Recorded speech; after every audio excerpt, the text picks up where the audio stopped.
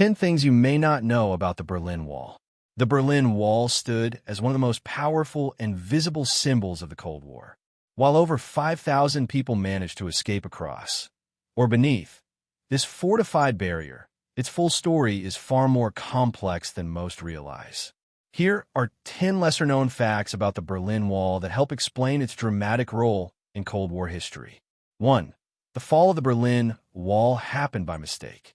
On the evening of November 9, 1989, East German Politburo member Günter Schabowski mistakenly announced at a live press conference that travel restrictions for East Germans would be lifted.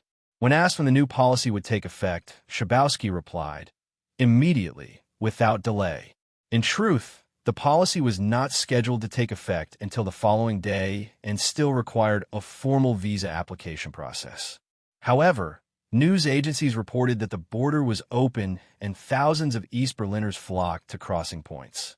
At the Bornholmer Street checkpoint, Border Guard Commander Harold Jaeger, awaiting personal medical test results and lacking clear instructions, made a split-second decision to open the gates. Other checkpoints followed suit, and the Berlin Wall began to crumble that very night. 2. The Berlin Wall was built more than a decade into the Cold War.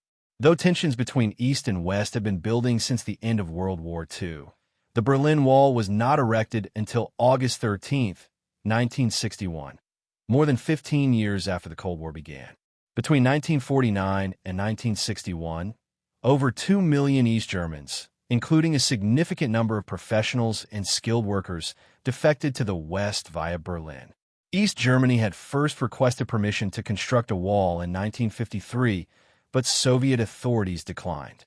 By mid-1961, with defections peaking at over 1,000 people per day, Soviet Premier Nikita Khrushchev authorized the barrier. Residents of Berlin awoke to find barbed wire fencing separating the city. Days later, the East German government began reinforcing the divide with concrete and guard towers. 3. The Berlin Wall was actually two walls. Many people imagine the Berlin Wall as a single, imposing structure, but it was in fact a complex system of barriers. The 27-mile stretch that divided East and West Berlin consisted of two parallel concrete walls. Sandwiched between them was the notorious Death Strip, a barren zone that stretched up to 160 yards wide in some areas.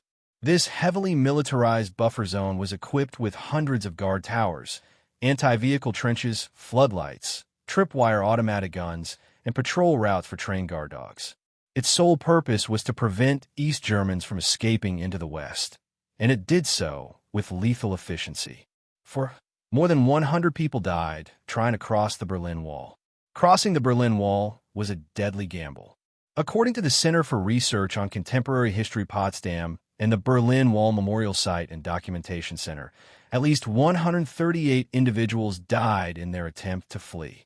These included people shot by border guards, victims of fatal accidents, and those who took their own lives after failed escape attempts. The first fatality occurred on August 22, 1961, just days after the wall's construction began.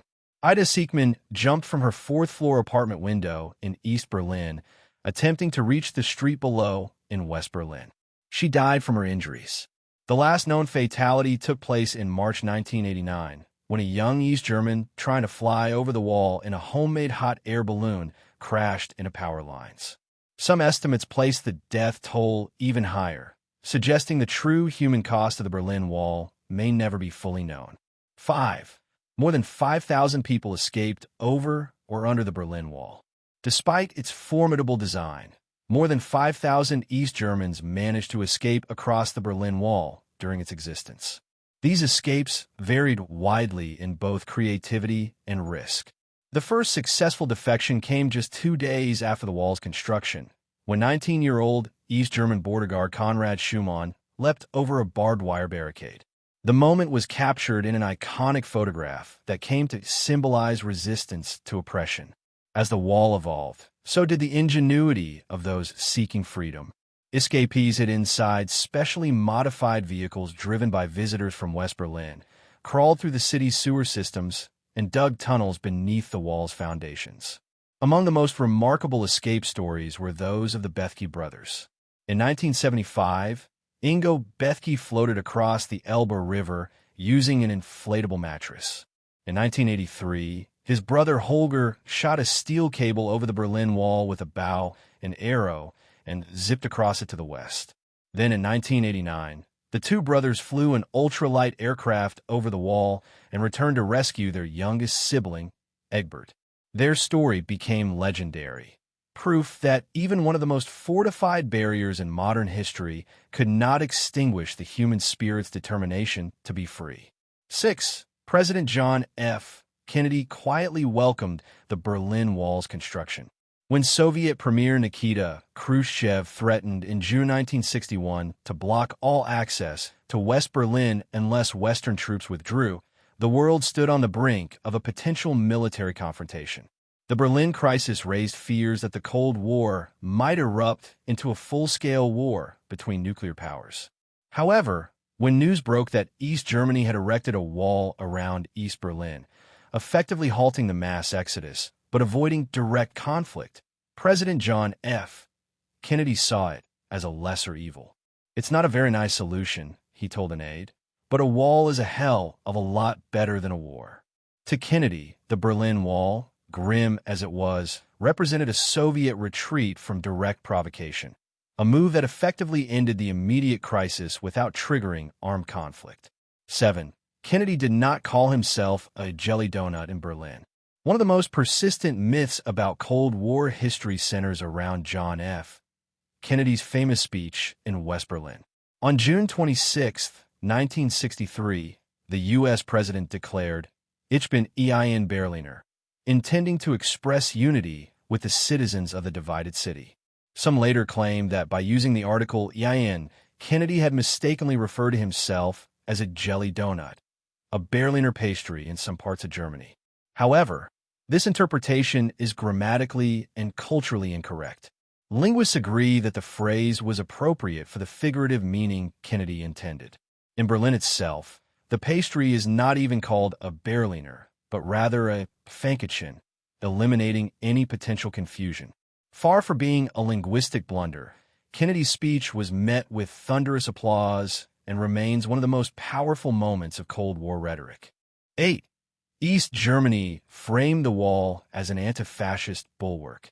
While the Berlin Wall was widely recognized in the West as a tool of political repression, the East German government portrayed it as a protective measure.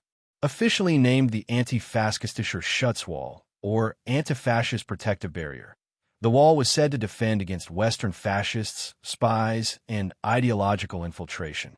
Just 2 weeks after construction began, East German leader Walter Ulbricht justified the barrier by claiming, "We have sealed the cracks in the fabric of our house and closed the holes through which the worst enemies of the German people could creep." The rhetoric reflected the broader Cold War narrative battle, in which both sides accused the other of aggression and subversion.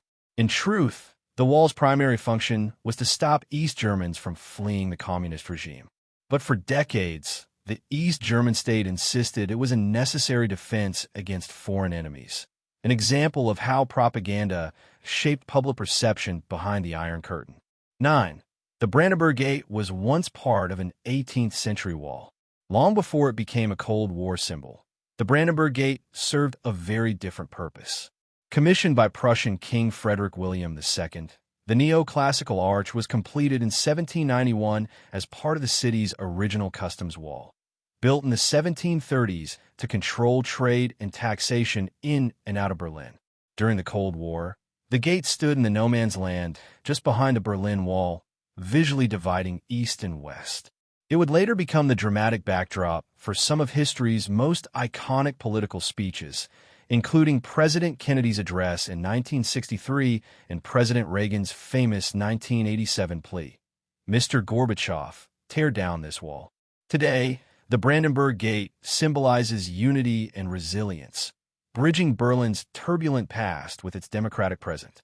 10. A piece of the wall now stands in a Las Vegas casino bathroom.